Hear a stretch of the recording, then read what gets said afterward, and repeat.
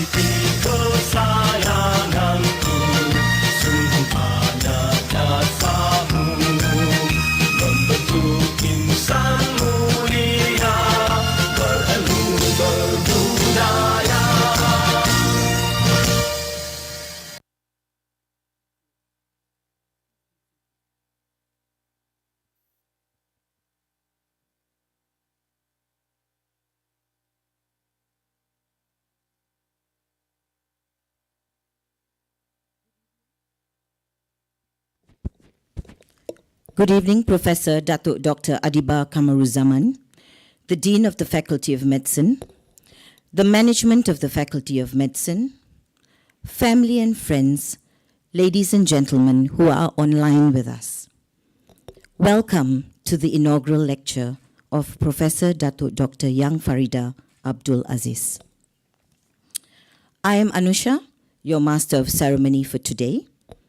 On behalf of University Malaya, I would like to say thank you for your presence at this inaugural lecture, which will be delivered by my colleague and dearest friend, Professor Datuk Dr. Yang Faridah Abdul Aziz, who is the undergraduate deputy dean and also an integral member of the Department of Biomedical Imaging of the Faculty of Medicine. For your information, this inaugural lecture is organized for professors of University Malaya to share their knowledge and thoughts in their respective field of expertise. In addition to that, it also complements the promotional process and service extensions for professors in UM. The title of my dear friend's lecture is Seeking the Hidden Heart. And that is so apt because, in essence, that is what Prof. Young is, all heart. Those of you who have had the pleasure of having Prof. Young in your life as family, a friend, a colleague, mentor, etc., will know that you are in for an evening of excitement, as there is no one I know that can tell a story better. So sit back, relax, and enjoy the ride. Without further delay, I would like to invite Professor Datuk Dr. Adiba Kamaruzaman to chair the lecture and introduce Professor Datuk Dr. Yang Faridah Abdul Aziz.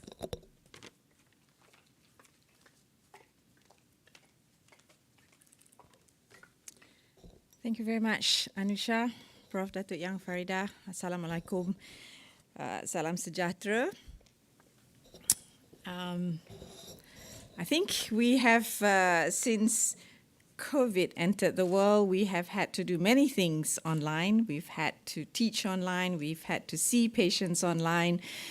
But this is the first time that we have to go fully virtual online with a Syarahan Perdana. And you know, as Anusha said, Syarahan Perdana is one of those momentous occasions for academics as they reach the pinnacle of academia and become a professor to share their academic journey, their life journey with colleagues. And it really does require, it really is a big occasion for all of us and requires a room full of people. But that's not to be.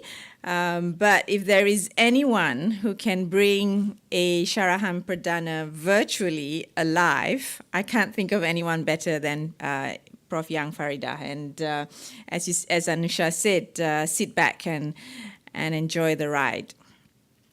Now, all of you who've been attending the Syarahan Perdana know that one of the things that I always say is how proud I am of the talent, the dedication, and the compassion that our academicians at the Faculty of Medicine bring to the faculty. And for the most part, many of them are alumni, and Yang epitomized one of them, true blue UM graduate who then went on to do her master's in radiology here at UM and then had a stint at the Mayo Clinic and has since come back and served not only as head of department at Department of Biomedical Imaging, but for many years now has really overseen the undergraduate program at the faculty together with myself and Prof. Jamuna and Merdu and everyone. And for those of you who've had the pleasure of working with Yang, you know that she brings dedication, she brings complete commitment and passion to whatever it is that she has taken on to do. But most importantly, I think for those of us who've been fortunate to work with Yang, she brings life, and she brings fun, and she brings lots and lots of giggles. I know that sounds a bit sexist, but I think that describes Yang, who, you know, always sees the fun side of things, even in some of our most difficult moments. And that's important because you know, having a team that we can work with and share the ups and downs is very important in any work environment. Apart from the talent that you see in Yang, and I think that's going to shine through her her presentation as well is, of course, the leadership that she brings. And, I'm not going to be dean forever. And in fact, my term ends in December of this year. But I know that I can, Carol is clapping, that I'm going to step down as dean at the end of the year. And but I know that I'll leave the faculty. It may not be young, it may be someone else with a pool of talented academic leaders who can take on the role very soon. So with that, Young, the mic over to you, and enjoy this presentation. Thank you.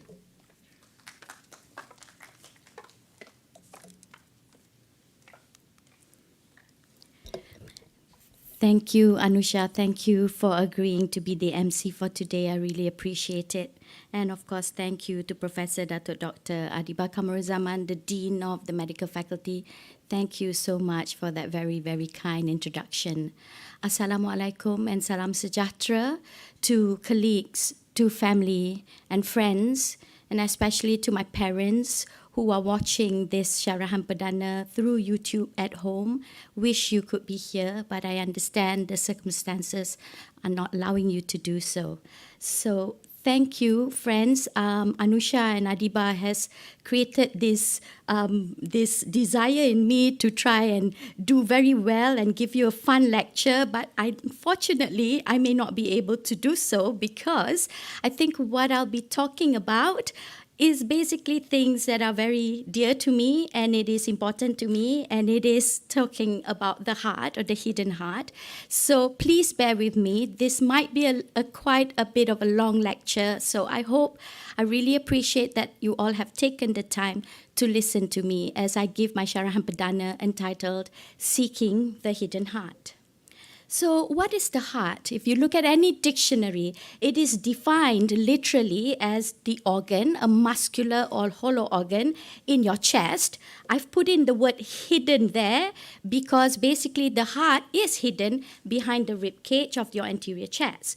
It is also described as a central or most important part of something, such as perhaps an organization. It is a metaphor that can describe a person's courage, determination, hope, a person's character, where feelings or emotions come from. But it is also anatomically described the central part of a vegetable as well as one of the suits in the playing cards. Now, in my lecture, I will be touching on most of this, but I will not be talking about the fruit, neither will I be talking about the playing cards, so that you all know. That will shorten some minutes to the lecture. Thank you. So I'm going to give my lecture in 3 chapters. The first chapter, I'm going to describe to you how, as a radiologist, I will be seeking the hidden heart through cardiac imaging. But before that, Adiba has alluded to some of my background. I'm just going to tell you a little bit about myself. I was born in Kuala Lumpur, Pahang. If you didn't know that's me here, that one, the small a person there.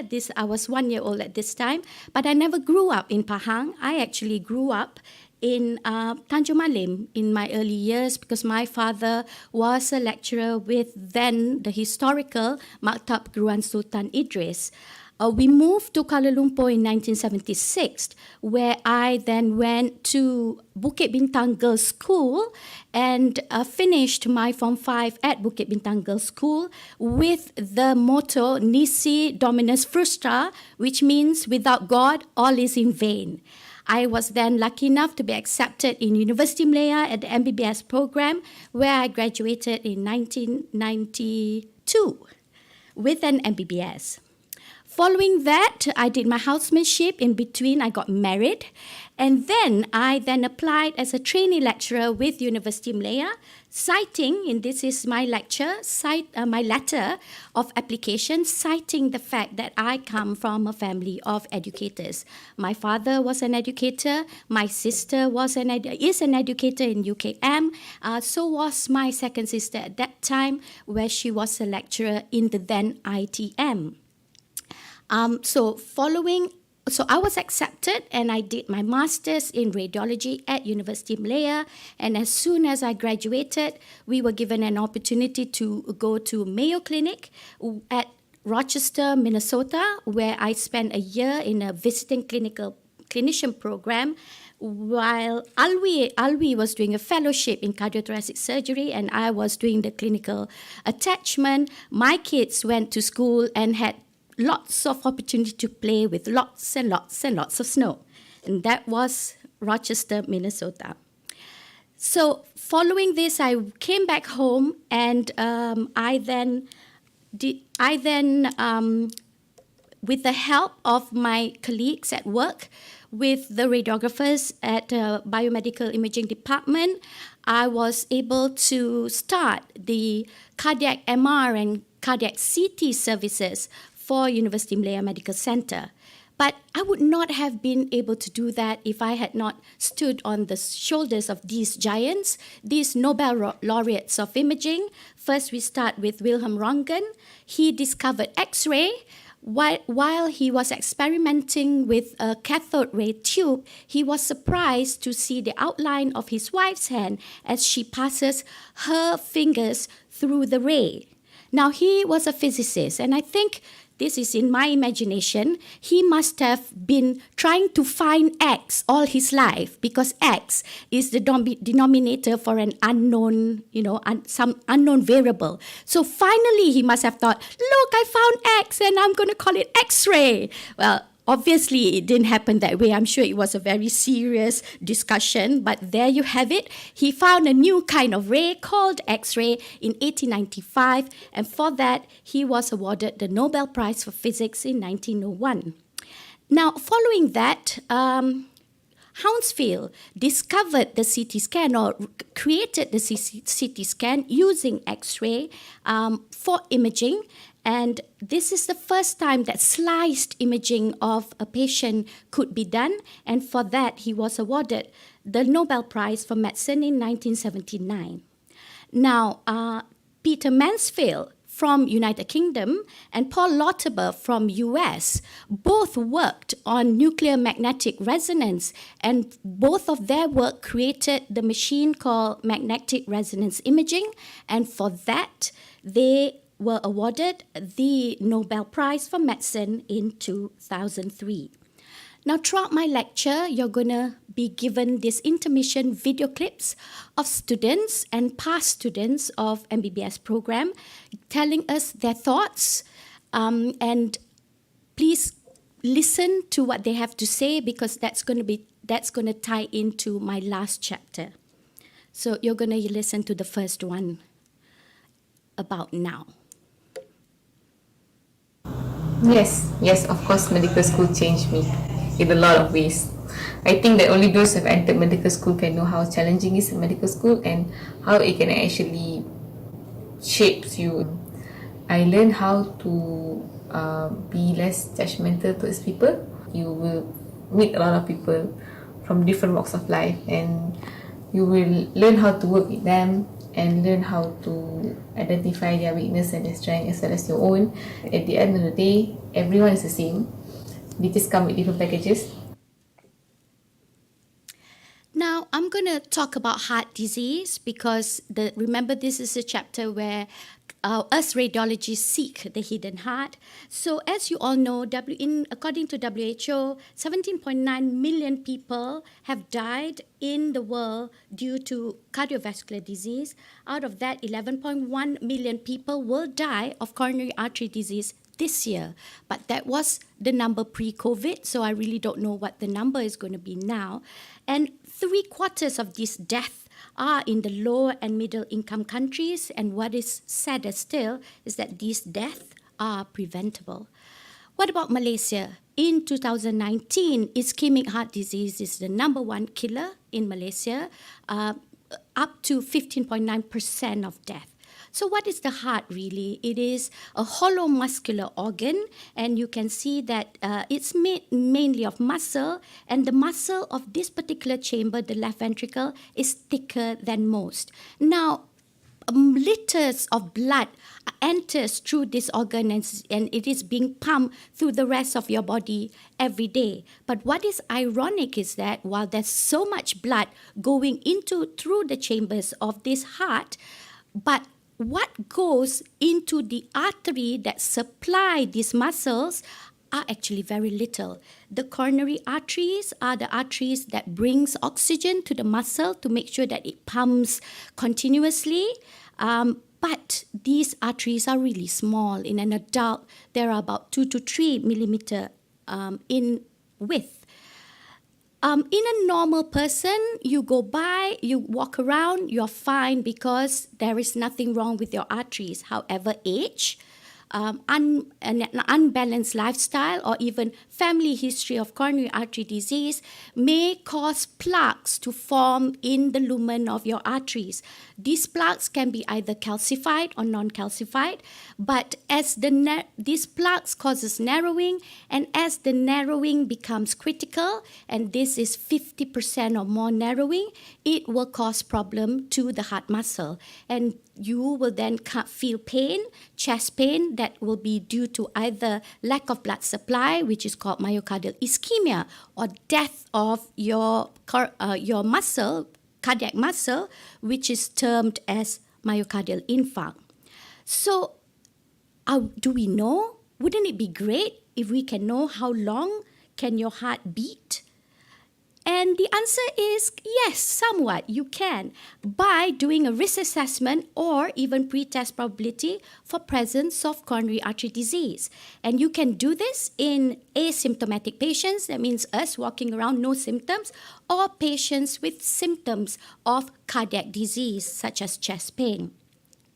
Let's look at symptomatic patients first. You can actually calculate pre-test probability of obstructive coronary artery disease. Remember, it is defined as a narrowing 50% or more of the coronary artery. How do you calculate this? By using a most often used method called the modified Diamond and Forrester method. And we do this for stable patient, and the calculation is based on age, sex, and types of chest pain. So in terms of types of chest pain, when a patient comes with chest pain, it is deemed either typical, atypical, or non-specific. A typical cardiac chest pain will have to have 3 criteria. It is behind the sternum, means stuck sternum. It is brought on by exercise or emotional stress. It is relieved by rest or by the tablet that you put under the tongue called GTN. An atypical chest pain will have only 2 of the criteria. A non-specific chest pain will have only 1 or none of the above criteria. So if you are deemed atypical or non-specific, they will still rule out a cardiac cause, but it will not be very high on the list. Now, based on how you present and your age and your sex, you are then stratified into either low probability, intermediate, or high probability of having obstructive coronary artery disease. Now, with the modified Diamond and Forrester method, we have also added calculation of diabetes, hypertension, smoking, as well as family history of coronary artery disease into deciding what risk group you fall into. What about us who are asymptomatic? I'm presuming we're all asymptomatic here, those people watching from home, that you're asymptomatic, because if you're symptomatic, you should be in the hospital at the A&E. But for asymptomatic people, what we can calculate is this thing called global risk score. It combines individual risk factor measurement into a single score that tells you your risk of coronary artery disease. Now, with this score, you can decide on whether you need to start preventive management or intervention, or to leave things alone because the score is very good. So there are several models that are available for this score. The most famous one is called the Framingham risk score. And again, individuals can be stratified into either low, intermediate, or high chance of 10-year absolute risk of coronary artery disease. And you can actually just Google Global Risk Score Calculator and actually calculate your own score. You have to know your age, of course, your gender, You have to know what's your cholesterol level, your HDL level, what's your diastolic blood pressure, systolic blood pressure, whether you're on treatment or not, whether you are smoking, so on and so forth. And you then can calculate and it will come up with a score. For example, I've done a calculation based on random numbers and I came up with a score of 5.8%. That means that I do not need any treatment, I do not need any statins, but in this particular fictional person, the heart blood pressure was not very well controlled, and they do give the recommendation that you should start blood control treatment, for example. So you can do this. Any one of us can do this. So what do we do then? Armed with this, our risk, our global risk, our risk assessment, our pre-test probability, what do we do with it? Do we keep it at home? Share it with our cats? No, we don't, of course. We can further investigate this, and there are different ways of investigating investigating the coronary arteries, our own coronary arteries. We can do it via an invasive or non-invasive way. Today, I will just talk on CT scan and cardiac MR as a non-invasive method to investigate coronary artery disease. CT scan can look at the coronary arteries in two ways: calcium score and coronary CT angiography. These are the principles of CT coronary. First of all, it must be indicated. Any radiologist worth their salt will tell you of indication. The examination that you ask for needs to be appropriate and it has to be indicated. The first rule of radiology. You, of course, will need at least a 64-slice CT scanner. Because we're looking at the heart, we will have to do this with ECG gating, in which the images are taken timed to the ECG that is continuously being taken. And when you map the cardiac cycle and the image, you can then get a frozen image of the heart, and that's how it's done. We may or may not use contrast, which is a dye that goes into the vessel, and we may also need to give metoprolol to bring down the heart rate so that the images appear better. And we know that CT scan involves radiation, and there is again another principle of radiology, which is called ALARA. I've always wondered whether anyone will name their child that. I've never seen any radiologist name their child ALARA. I'm still waiting, which stands for as low as reasonably achievable, meaning we will give a radiation dose that is just enough to produce a diagnostic scan and not more. So that is ALARA. Still waiting. So what is calcium score? Basically, remember I was talking to you about the plaques that are calcified, non-calcified. Calcium score quantify the calcified plaques. It is not contrasted. And basically, the beauty of this is if you have no calcium, your 5-year risk of coronary artery disease is virtually zero. So, and also the amount of calcium is a strong predictor for risk assessment. For example, if your score was previously 10% and you do a calcium score and you see lots of calcium plaques, it will actually shift your risk score now to 20%, and you will probably have to do some intervention for it.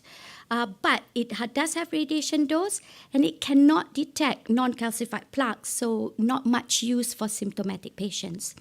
This is an example of calcium score. The first one is no calcium burden, which will get 0 marks. As you progress to moderate calcium, which will then give a score of maybe more than 400, the score can go up to 2,000 if all your coronary arteries are heavily calcified.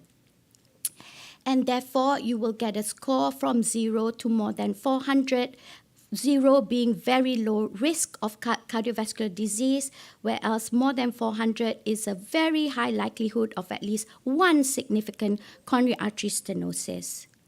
What about Angiography, CT angiography. Now, this one uses contrast. It is a very good non-invasive assessment of coronary artery, very high negative predictive value, meaning if we do a CT angiography for you and we do not see any plaques, it is a normal scan, then the chances are you do not have coronary artery disease because of the high negative predictive value. Drawback is radiation, lots of radiation. So we tend to not do it in children. And it uses contrast, so we have to be cautious in the elderly and as well as people with renal failure. But it is not the gold standard. The gold standard is still catheter-based angiography. This is an example of CTA. You can see a plaque, a non-calcified plaque there in one of the coronary arteries. This is another view called the Coronal View, which basically sees the part as in an anterior section, again showing you the thrombus in the coronary arteries. And the beauty about it, these sections of heart, we can then put it together, process it, give you a three-dimensional reformatted view, which always excites the patient. But us radiologists don't really make our decision based on it, but it looks pretty. I'm Kent. If I could change one thing in medical school, I believe it will be seniority that we are practicing all this while. Seniority is the worst metric to healthcare leadership. Instead of becoming a doctor, we are more trained to be followers in this context. So in medical curriculum, we shall educate our new generation to respect everyone, including those who are more junior than us. Equality and mutual respect should come at the same time. So we know now we can look at the coronary arteries that are obstructed. But what does the obstruction mean? How does it affect the cardiac muscle, as we were talking about? So are we able to look at areas of death, ischemia or infarct in the heart muscle? Well, the answer is going to be yes, we can, by doing MRI. So again, in MRI, some principles of MRI is it is at least 1.5 Tesla machine. We need to ECG gate. And if we kind of need to stress the heart, while we cannot ask the patient to run on the MRI machine and stress, we can give patient what we call a pharmacological stress. And while we are stressing the heart, we then do sequences to look for areas of lack of supply called ischemia. In UMMC, we do this by giving adenosine. We give gadolinium, which is the contrast used in MRI. And there is always a danger with MRI. We always have this to say that the magnet is always on. So MRI is a beautiful machine, very great contrast resolution. Here, one of the sequence that we do called bright blood, it can look at function. It can show you the heart muscles contracting. Here is the scan that we do for perfusion, basically to look for areas of lack of blood supply. This is before contrast entering. Here you can see contrast entering the right ventricle. Following that, you can see the contrast entering the left ventricle.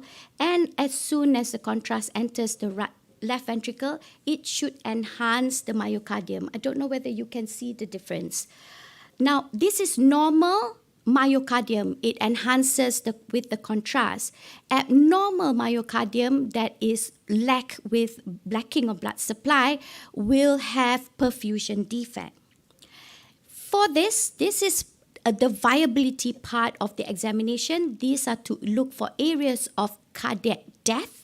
In here, this special sequence, we null the signal from the ventricle, from the muscle of the left ventricle, so that if there are any areas of scarring or infarct, it will then stand out as an enhancing area.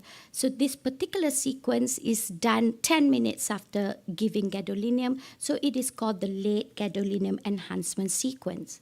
So these are some examples of perfusion and viability. This is the left ventricle at stress, at rest in delayed gadolinium. Here, you can see areas, normal areas of the myocardium that are enhancing, but you can see an area of perfusion defect here in the inferior part of the myocardium. At stress, at rest, you don't see the defect, and on delayed gadolinium, you do not see any death. What does this mean? This means that this patient has ischemia that is only seen at stress. Therefore, this patient is very amenable for you to open up the coronary arteries, and the patient should do very well. Another example, at stress, rest, and delayed gadolinium, this patient has an area of perfusion defect at stress. Also at rest and on gadolinium, it enhances. Therefore, this area of the myocardium is dead. No matter, even if you open up the vessel, it will remain dead. Another example, 72-year-old male, significant stenosis in one of the artery. To assess viability, you can see the muscles are all nicely contracting except for this part of the myocardium that remains thinned and does not move. When we then do the gadolinium, you can see enhancing part of that myocardium. That means this is non-viable segment and will not be amendable to any therapy. So basically with this last slide, I have finished the first chapter, basically telling you with technologies and machines and all the wonders of medicine, us as radiologists, we are able to seek the hidden coronary artery disease of the heart. So one thing that can be improved in the medical education, which is a mentor-mentee, where every students are assigned to a mentor to actually guide the students to talk to the students, to understand what's the needs, advising, giving me tips, patiently guiding me throughout my medical school, telling me what's the do's and don'ts, shape me. Who am I today? I mean, the objective is very clear-cut. The aim of this is very good, but it's not what we are expecting. I mean, only a few students are experiencing a good outcome out of it. We are so goal-oriented. You want to have doctors that are competent, but we're forgetting that they are getting exhausted. Now, there's so many students are getting out of medicine. So I think the current system have to focus on how to sustain the students. I would like to credit Dr. Nadia. Dr. Nadia has been meeting her mentee quite frequently, and to understand, to get up to date with the mentee. I think this is a sample that we need in the mentor-mentee program. We can at least choose the best mentor or mentor that would want to take up this role to actually guide the students.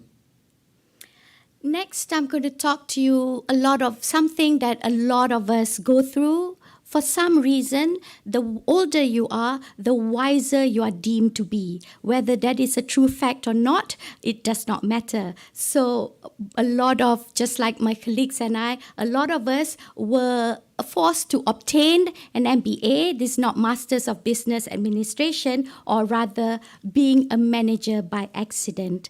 Now, when I was put in this position, I've always felt that there was always a struggle between getting to, having to bring forward what the university needs, what the faculty needs, and at the same time bearing in mind that my colleagues are the one that have to agree to it, to get their buy-in. There is always a struggle, right? So one particular one that I want to share with you is where I felt that we at the faculty really had to look at the heart of the matter, which is the organizational strength, its human resource. Around 2011, Faculty of Medicine, being the largest faculty in University Malaya, was facing high attrition rates at mid-level. These are from senior lecturer of the academic staff. And when we did a climate survey, there were climate survey wish number 2 was for fair criteria for promotion. Climate survey wish number 3 was for manpower, quality and quantity.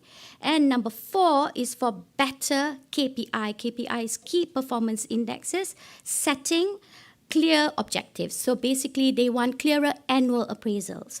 I know all of you out there are thinking, what is number one?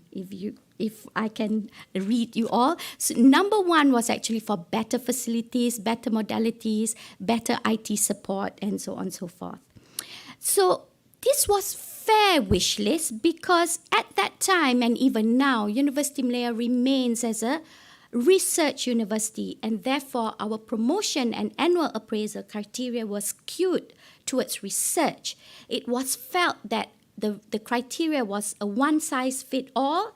It limits creativity because as you know, a function of a lecturer in Faculty of Medicine is not just research. We have to teach, we have to give care to patient, and then we have to do research. But if, let's say, reward is only given for research, if you are creative in teaching and care, clinical care, you are not rewarded by it. So therefore, let's not be creative. And it felt that there was no equity.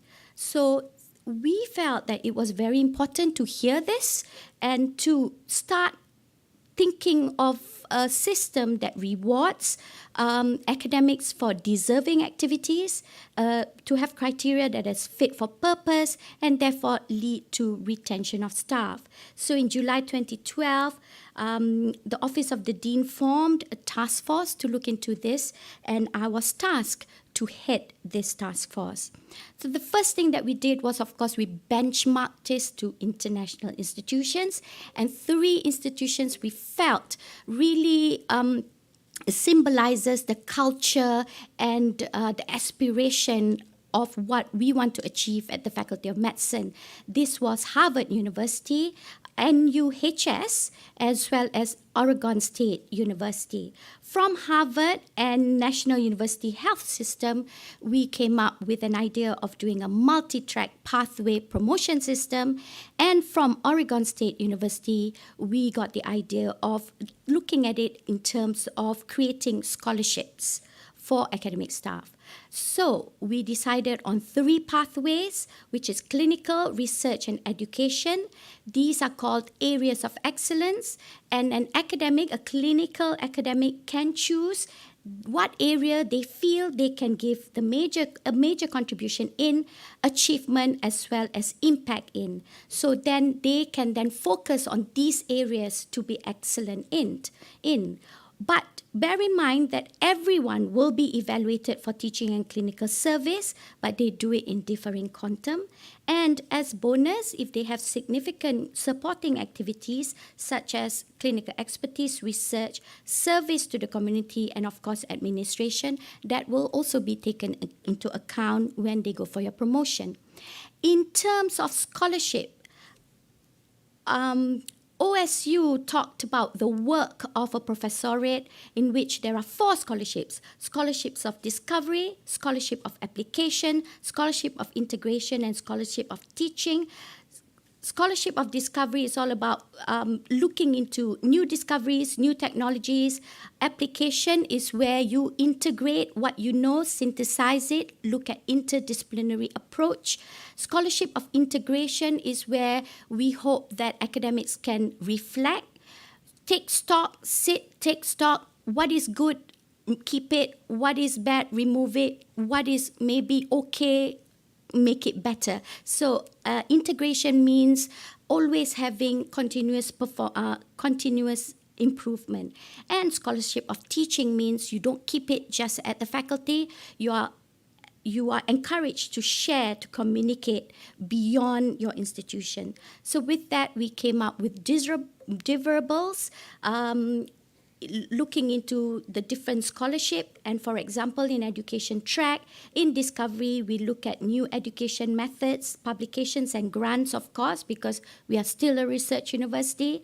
In application, we look at curriculum improvement in faculty standing. In integration, we look at interprofessional education. And in scholarship of teaching, we look at how you supervise, how you run courses, and how you present.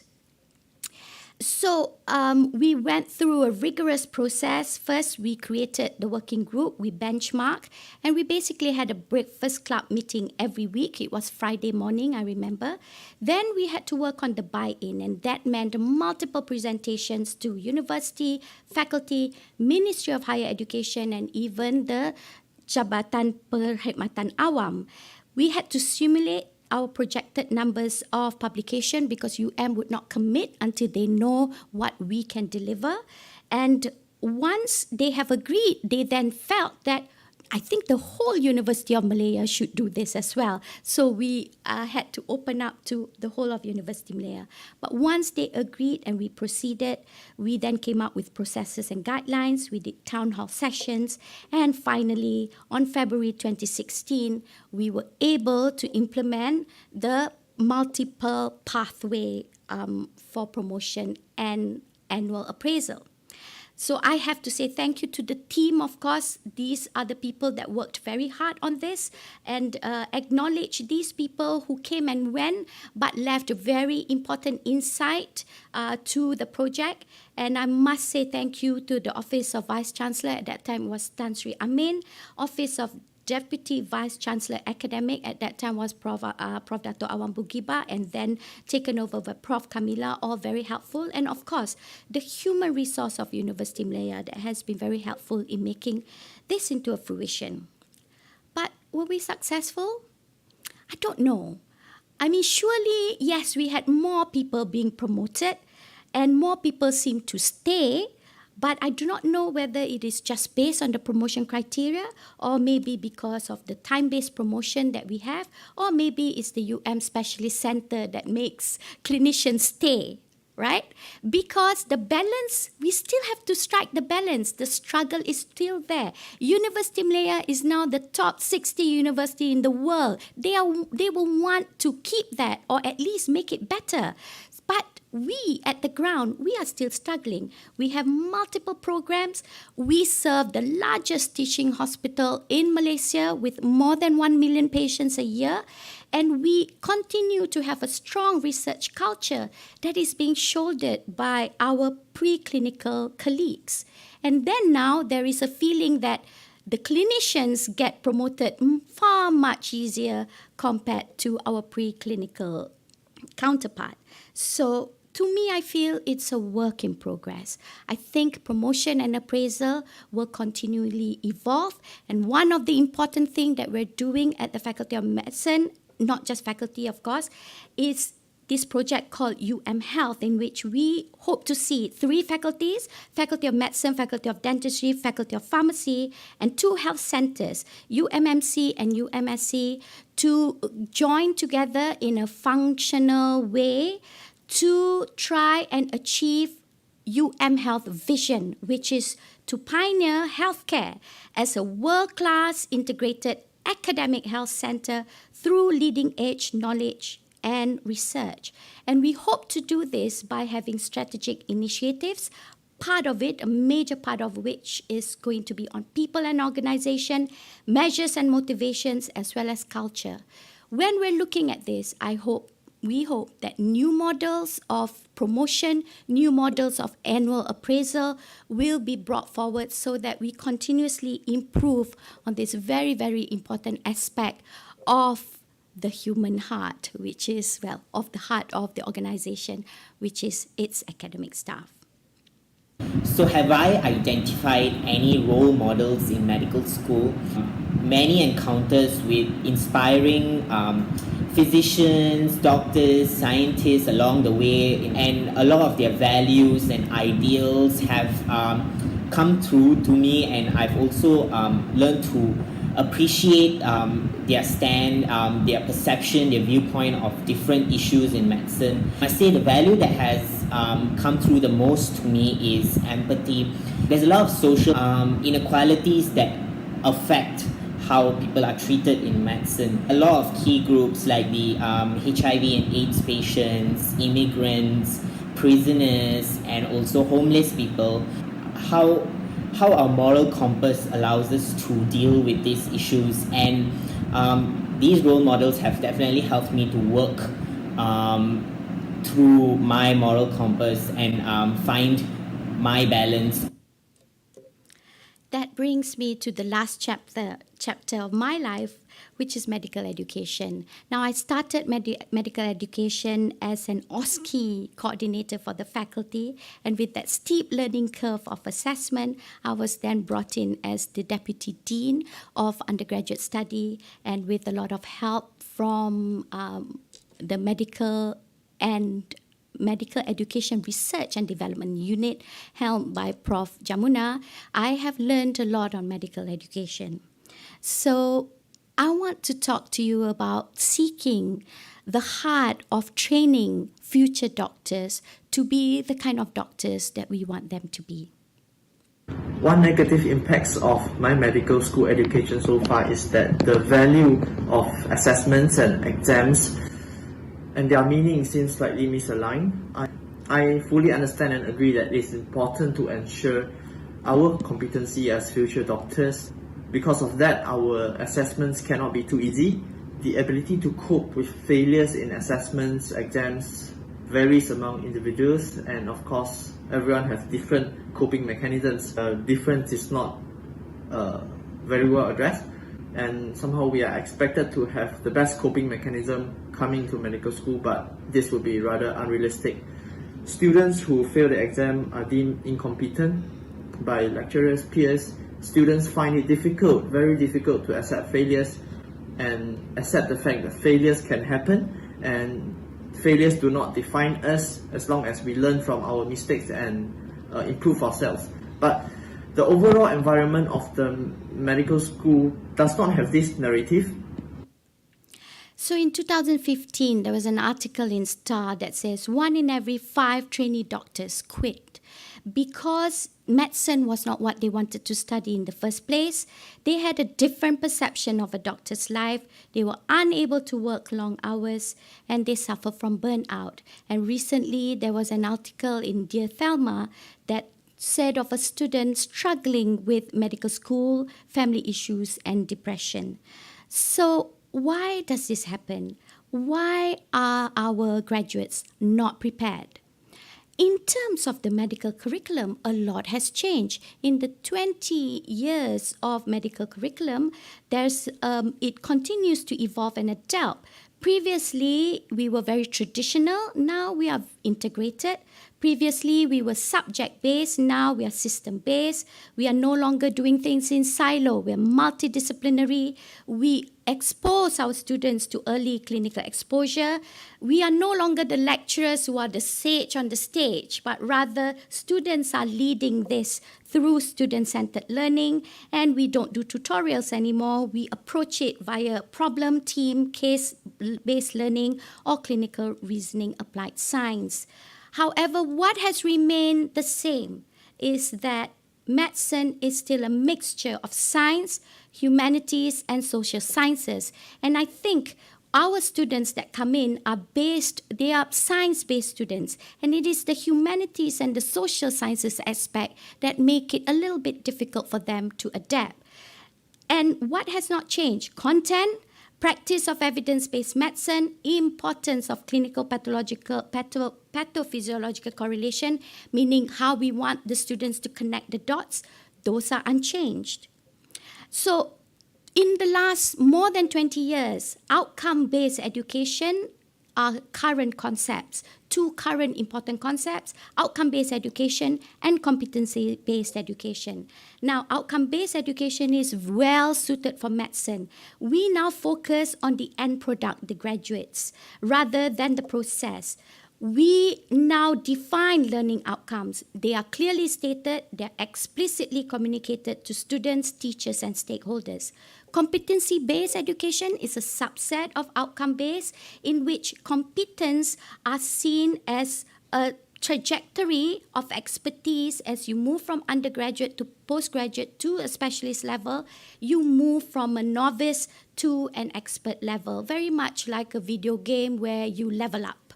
Okay, so that's competency-based education. And to do that, we have to talk about entrustable learning activities. So what is important in outcome-based curriculum is that there must be constructive alignment between the outcome that you want at the end of the program.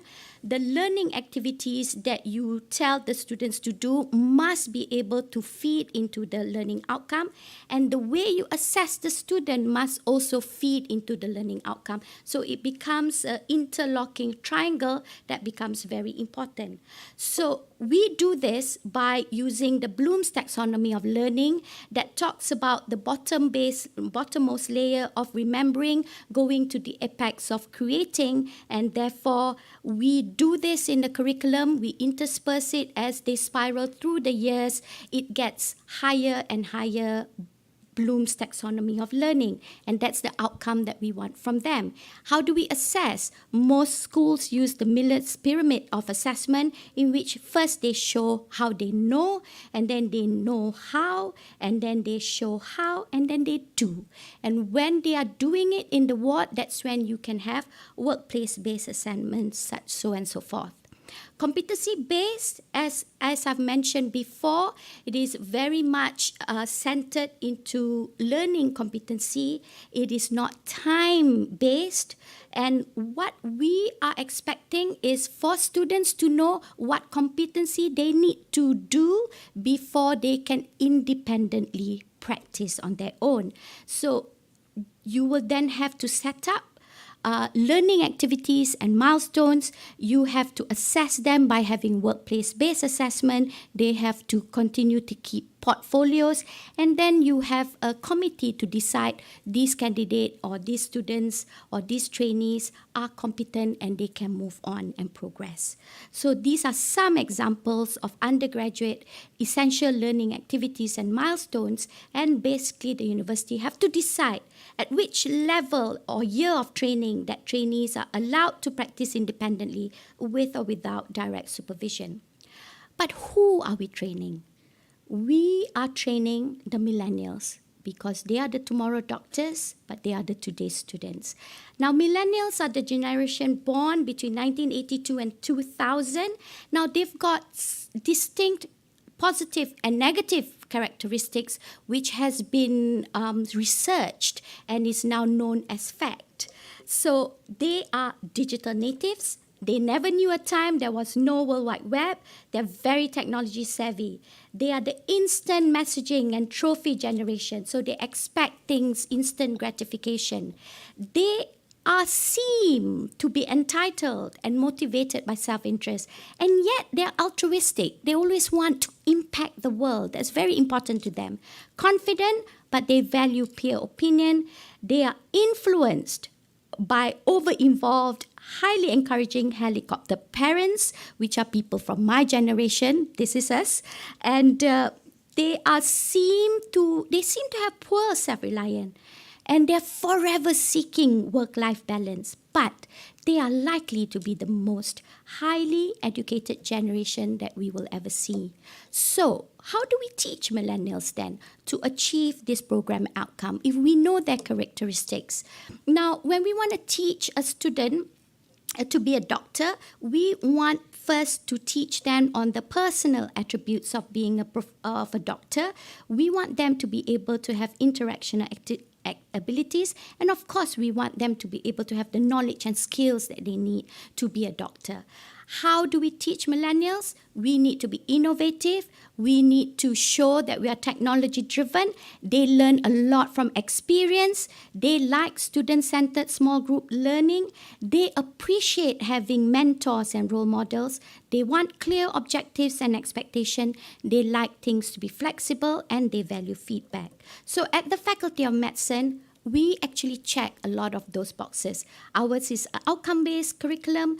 We have now moved into innovative teaching. With the COVID pandemic, we actually moved 100% into e-learning. So therefore, we are now doing flipped classroom, blended classroom. We intersperse didactic with interactive.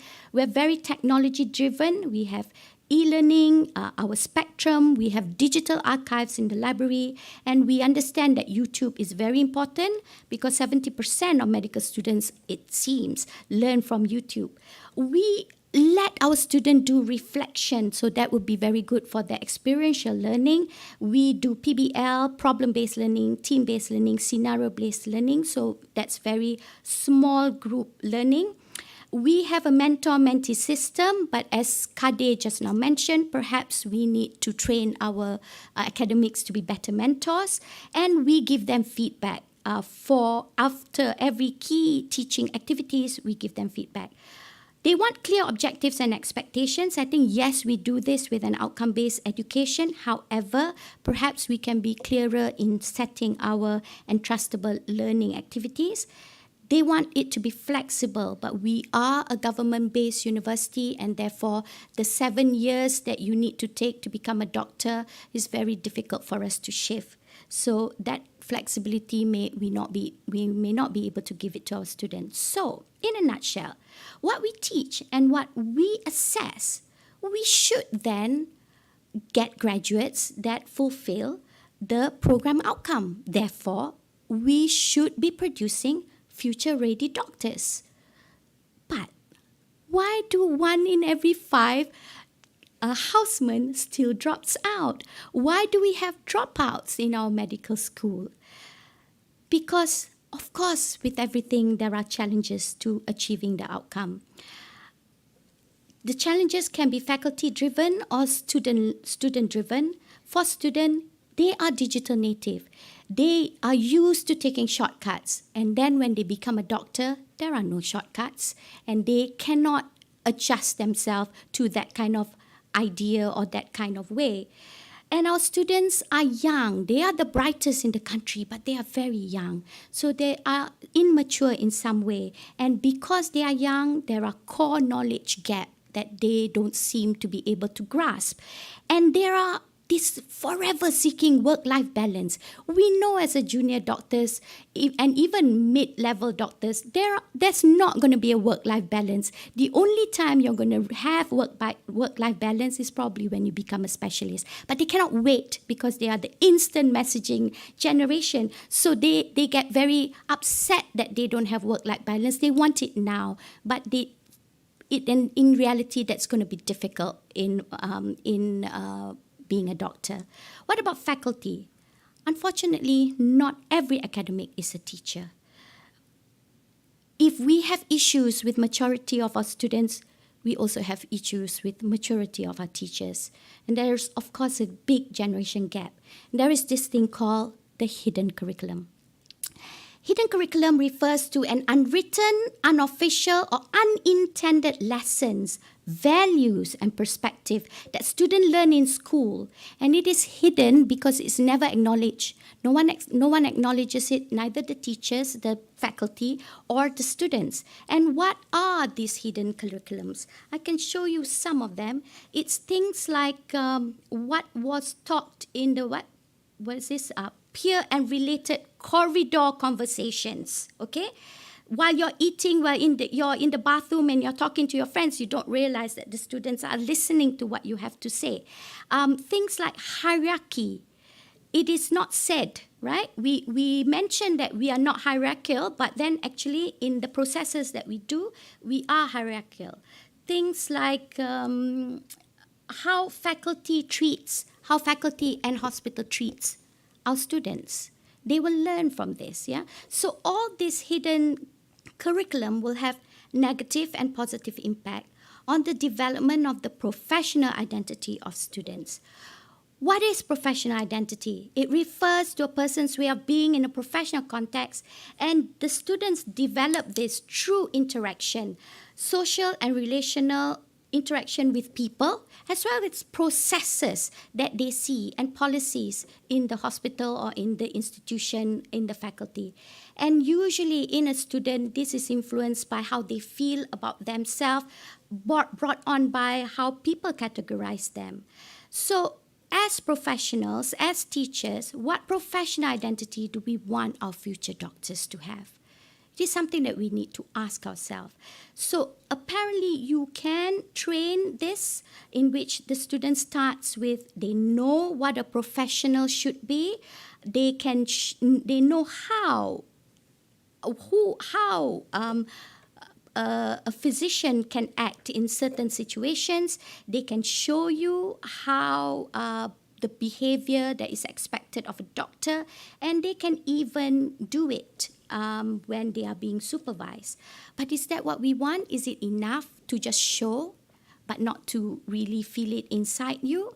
After all, isn't it better that you show it rather than what you understand inside? Apparently it is not, because we have to reach the highest pinnacle of is, and that's when the student actually achieve a professional identity in which they consciously all the time act with the attribute, values and behaviors expected of a physician. That's when they act, they think, and they breathe and they eat as a physician. And that's where you want our students to be. So, all these challenges that we have, how can we enhance it? As a student, we can train our students to be self-directed learners, meaning we need to teach them to take ownership of their own learning. They need to articulate gaps, set their own goals.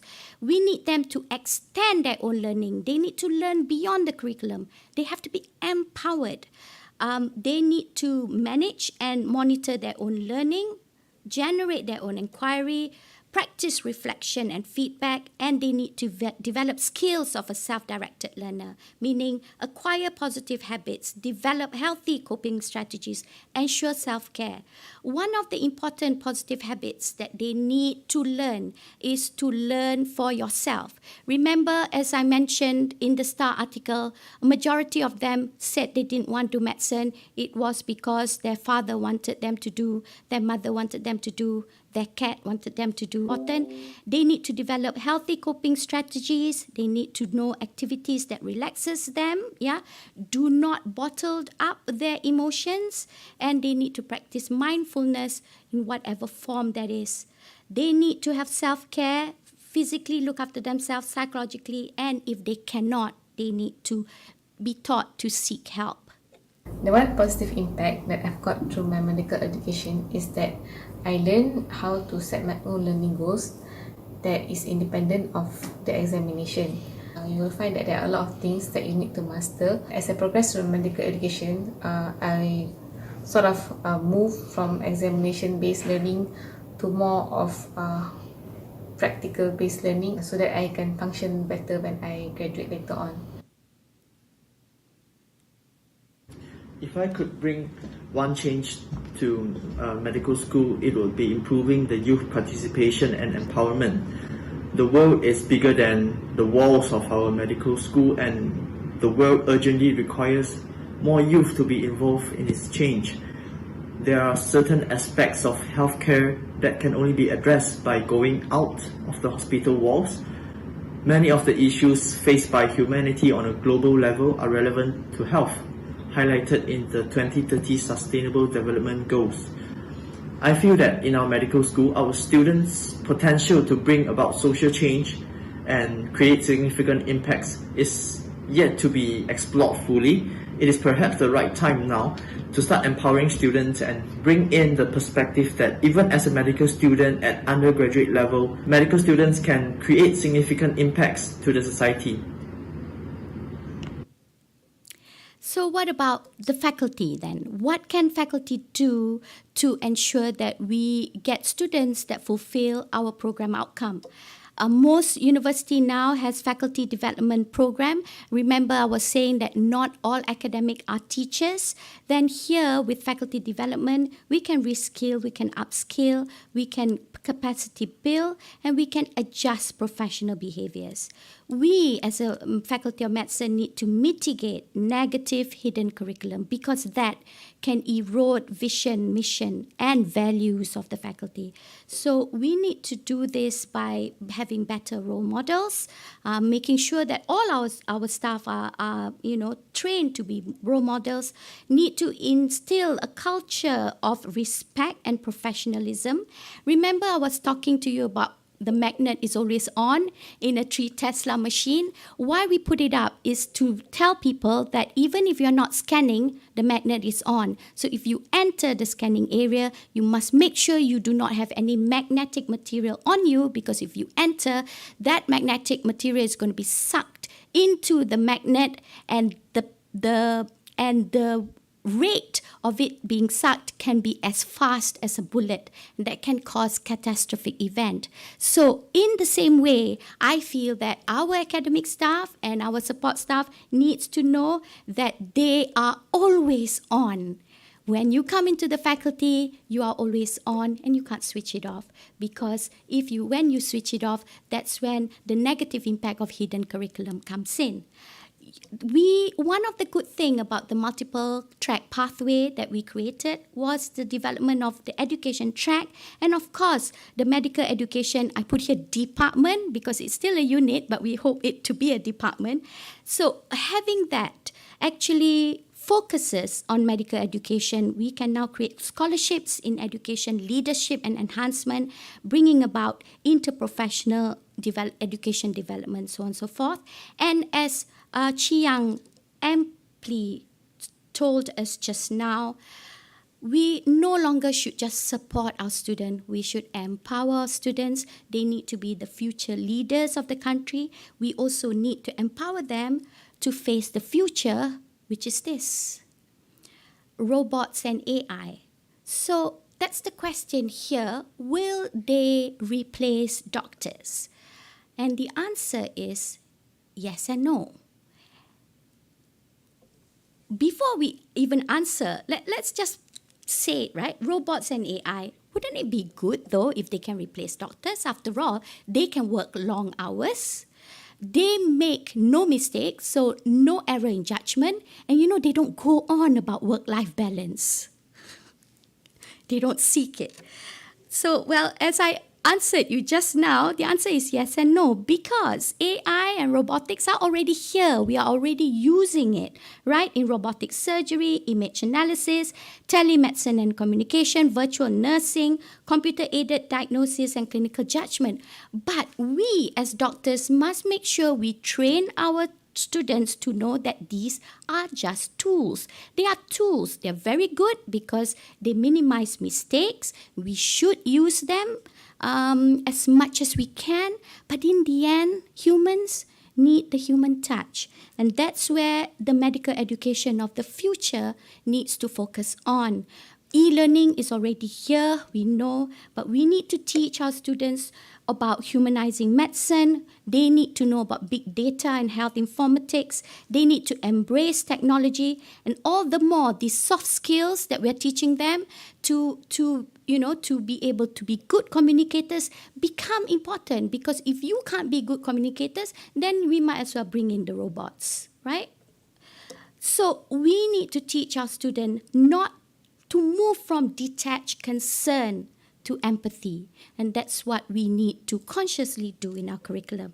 And if we do that, then we will have the DNA of future-ready doctors who has positive professional identity, who are resilient, who are team workers, who are good communicators and have empathy.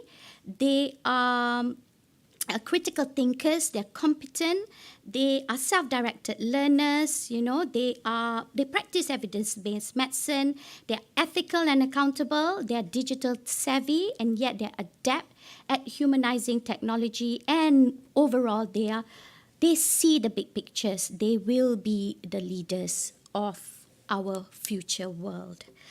And before I end my lecture, I do have to say thank you to a few people. These are the people that basically shaped my professional identity at different times. And as you know, professional identity is actually a process that continues. It doesn't stop. It is forever evolving and is very dynamic. The first person that allows me professional identity would be my father, Abdul Aziz, who was an educator and that brought into me the feeling of being an educator. Next would be the people in my department that shaped me to be the radiologist that I am, Prof. BJ, Kumar, Prof. Ng Kwan Hong. For cardiac imaging, I have to thank Paul Jusrud and Dr. San Zong Hua. And my first entry into medical education was through OSCE. And I have to thank Christina and Allah Yarhamah Professor Dr. Rokia Pendek. And of course, Prof. Hamima, she brought me into to be the Deputy Dean. And Prof. Jamuna, I think she supported me so much. I don't think I can be anywhere without her. And she grew in me the love for medical education. And of course, Adiba, I still say I want to grow up and be like you, but I'm already grown up, so I don't think I have much time. But you have my respect, and you are a great leader. And I thank you very much for all your support that you have given. And of course, so many people supported me, the undergraduate team, especially Hapsa, who has looked after me so well. Thank you, Hapsa. OSCE team, OSCE team times 2.0. 2.0. I love all of you. Merdu, headed by Prof. Jamuna, thank you very much for your support. And of course, the biomedical engineering team that helps me with my cardiac imaging research, and the team that helps me with cardiac imaging itself, thank you very much. And of course, the department, the radiographers, the fellow radiologists, medical physicists, I become a better person because of all of you. Good friends that I've had over the years, thank you very much. You know who you are. My family, my sisters, thank you. My parents, who taught me to be humble and yet to be positive. And my late mother-in-law, who taught me that I can be a professional working woman, mother and wife, and never have to apologize for it. And of course, to my sons, who grew up gracefully and humble, I'm so grateful to them. I think I developed them so that they can be people that I can talk to, and I think I can talk to them very well. And thank you very much, my sons, for allowing me to be selfish at times when I want to be selfish, and for allowing me to be selfish and be the adult then, and I can be the child. And to Alwi, he told me I can choose any pictures I want to put.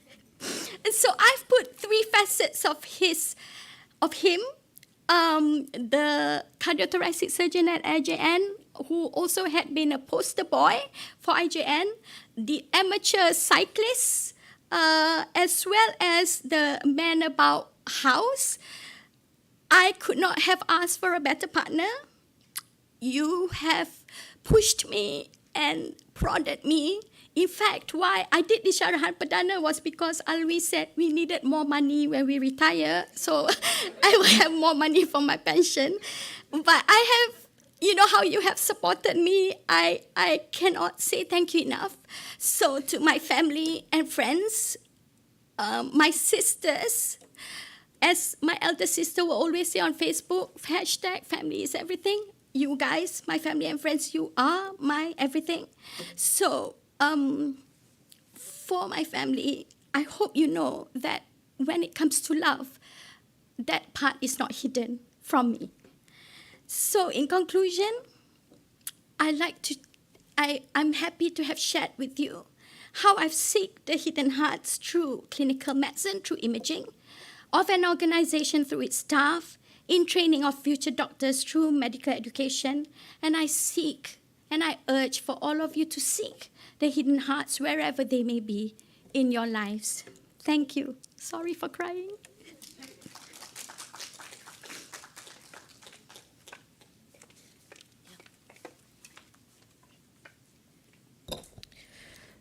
Thank you, Prof. Yang, for that journey through the realm of the heart in the fields of radiology and medical education. I would now like to call upon Professor Datuk Dr. Adiba Kamaruzaman to deliver her closing address.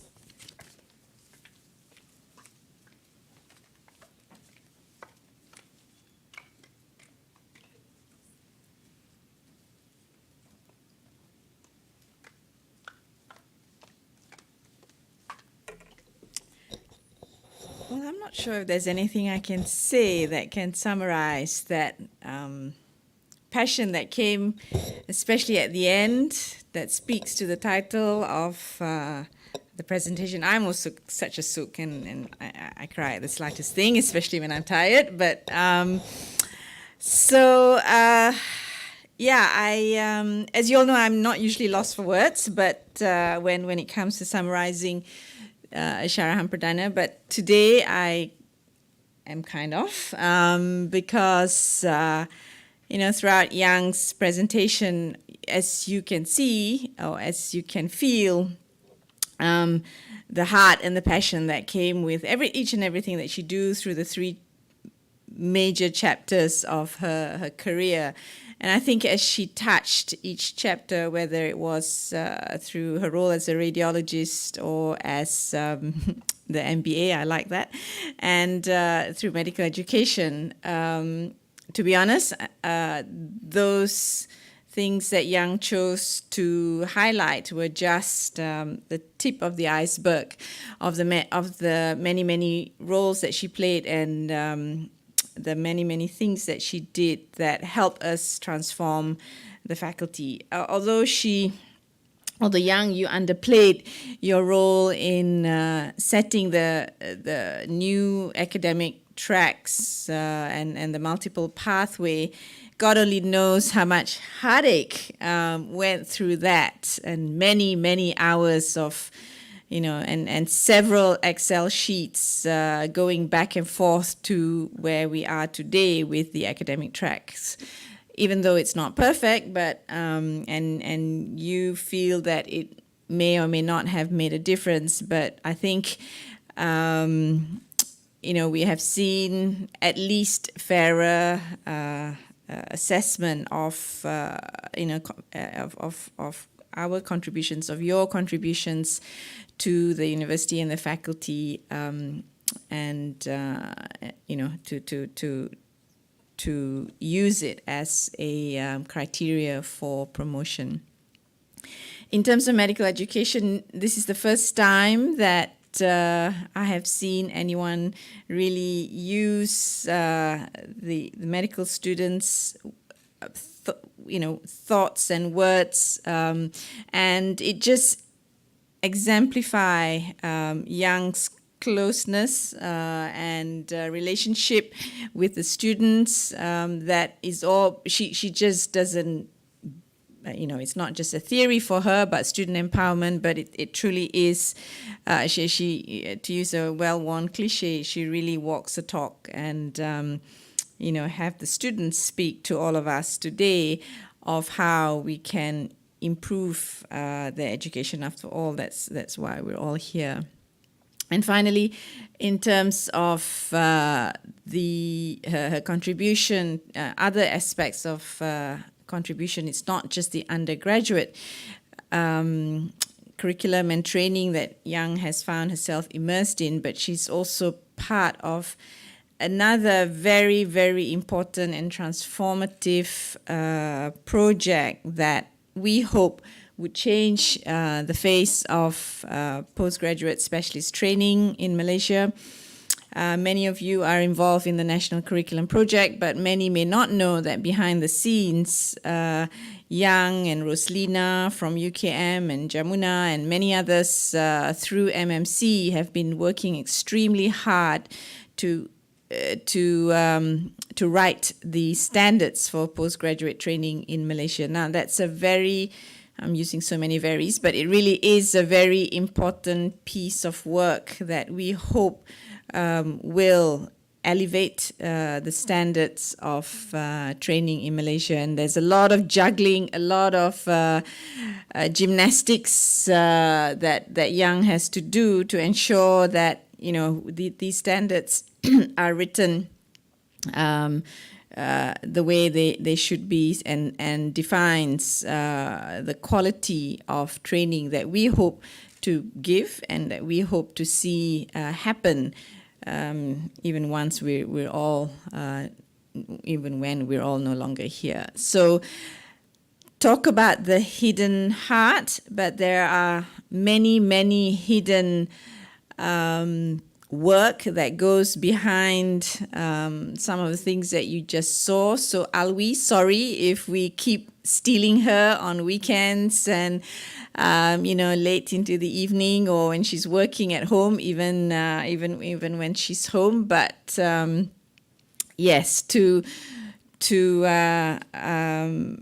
for someone who believes in giving the best when given a task, I think as Young does, all that hidden work that doesn't get seen or doesn't get captured into the KPI is often done on a daily basis. It would take another 3 or 4, maybe more hours to list in another Syarahan Perdana some of the other extremely important and transformative tasks that Young has taken on for not just the faculty or university, but also for our undergraduate and postgraduate medical education. So Young, you are a very important person to us all. Thank you for that wonderful lecture, and we hope to continue to see your leadership at the faculty and beyond. Thank you.